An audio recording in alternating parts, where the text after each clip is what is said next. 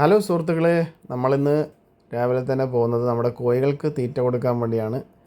തീറ്റയിൽ നമ്മുടെ ഫുഡ് വേസ്റ്റും അതുപോലെ മുട്ടക്കോഴിയുടെ തീറ്റയും ഗോതമ്പും എല്ലാം മിക്സ് ആയിട്ടുള്ള ഒരു തീറ്റയാണ് ഇന്ന് റെഡിയാക്കിയിട്ടുള്ളത്.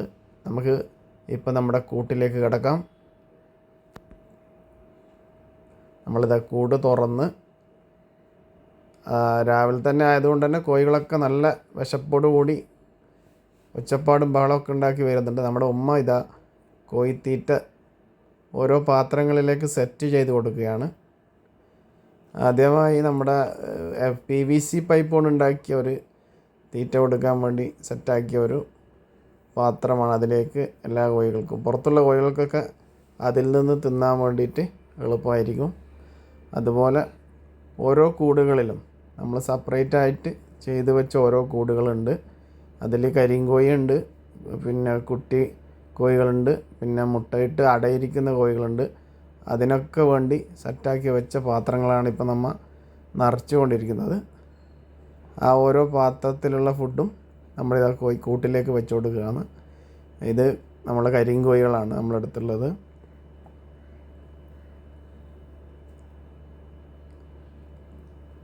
മുകളിലുള്ളതും കരിങ്കോഴികൾ തന്നെ. അതിൽ പൂവനും ഉണ്ട്, പെടയും ഉണ്ട്, എല്ലാം മിക്സാണ്. അപ്പോൾ അടയിരിക്കുന്നത് കൊണ്ട് തന്നെ ഓരോ കൂടുകളിൽ സെപ്പറേറ്റ് ആയിട്ട് ഓരോന്നിനെയും മാറ്റി ഇട്ടിട്ടാണുള്ളത്. അതുപോലെ ഈ ഒരു സിംഗിളായിട്ട് കിടക്കുന്ന കോഴി ചെറുതായിട്ട് അതിനൊരു അസുഖം ഉള്ളതായിട്ട് നമുക്ക് കണ്ടെത്താൻ പറ്റി. അതുകൊണ്ടാണ് സെപ്പറേറ്റ് ഇട്ടിട്ടുള്ളത്. ബാക്കി എല്ലാ കോഴികളും മിക്സാണ്. അതുപോലെ കുട്ടികൾ വിരിഞ്ഞ 1.5 മാസം പ്രായമായ കുട്ടികളും അതുപോലെ മാറ്റിയിട്ടിട്ടുണ്ട്. 2 കൂടുകളിലായിട്ട് മാറ്റിയിട്ടിട്ടുണ്ട്. പിന്നെ ഈ കാണുന്നത് അടയിരുന്ന് 2-3 ദിവസങ്ങൾ കൊണ്ട് വിരിഞ്ഞ കോഴികളാണ്. മുട്ട ഇട്ട് അത് അടയിരിഞ്ഞ് വിരിഞ്ഞ കോഴികളാണ്. ഇത് വിരിഞ്ഞ് 1 ദിവസം പ്രായമായ കുട്ടികളാണുള്ളത്. ഇതിൻ്റെ ഈ ചിറകിൻ്റെ അടിയിൽ ഒരുപാട് കുട്ടികളുണ്ട്. നമ്മൾ നിങ്ങൾക്ക് വേണ്ടി കോഴീനെ ഒന്ന് പൊന്തിച്ച് കാണിച്ചു തരാം. അപ്പോൾ നിങ്ങൾക്ക് കാണാൻ പറ്റും. മുട്ടയും ഇതാ 1 ദിവസം പ്രായമായ കുട്ടികളുമാണ്. നല്ല നാടൻ കുഞ്ഞുങ്ങളാണ്. ഇനി ആ മുട്ട വിരിയാനുണ്ട്. അത് ഇന്നോ നാളെയായിട്ട് വിരിയും. ഭക്ഷണത്തിന് ശേഷം വെള്ളം കൊടുക്കുന്നതാണ്. ഈ വെള്ളം നമ്മൾ ഈ കൂടിൻ്റെ സൈഡിൽ ഇങ്ങനെ ഒരു ലോക്ക് സിസ്റ്റത്തിൽ വെച്ച് കഴിഞ്ഞാൽ അത് മറയത്തില്ല, അല്ലെങ്കിൽ അത് ചവിട്ടി മറയ്ക്കും.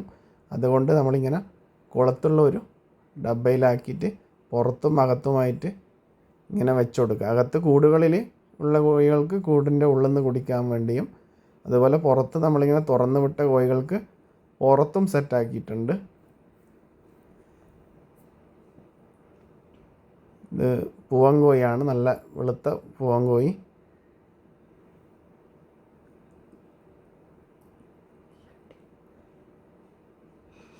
ഇത് ചട്ടി, അതുപോലെ ഓരോന്നും നമ്മൾ പാത്രങ്ങളൊക്കെ വെച്ച് കൊടുക്കും. അതിലുള്ള ഒരു ചട്ടിയിലും വെള്ളം വെച്ച് കൊടുത്ത്, അത് ഈ ചൂട് കാലത്ത് ചട്ടിയിലാകുമ്പോൾ അത്ര ചൂടുണ്ടാവില്ല വെള്ളത്തിന്. ഇപ്പോൾ നല്ല തണുപ്പ് കിട്ടും. അതുകൊണ്ടാണ് ചട്ടിയിൽ വെച്ച് കൊടുക്കുന്നത്.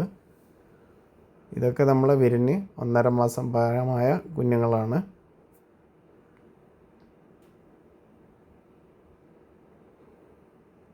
ഇനി വേണമെങ്കിൽ നമുക്ക് ഈ കുട്ടികളൊക്കെ ഒരു കൂടിൽ തന്നെ ആക്കാൻ പറ്റും.